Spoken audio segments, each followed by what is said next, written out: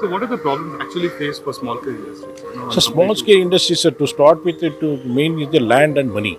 For anything, from land and money is the primary requirement to start an industry.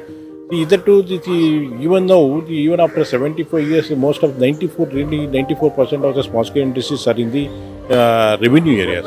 So that the government is not build lands developed by the government. So thereby they have to get the infrastructure developed. They have to go to the various departments to get the approvals. There's so many, they will face so many problems in the revenue areas. Of late, as you are aware that e-Khata system has been introduced that have been connected with to the registration purpose also. The people are putting a lot of problems for the revenue industries having in the revenue areas.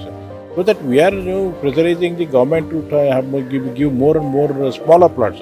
KDB is there, they give the land more than 10,000 only. Small scale cases ADC is there, that very few plots are being supplied by them. It's not enough for the requirement for the small scale industries of Karnataka.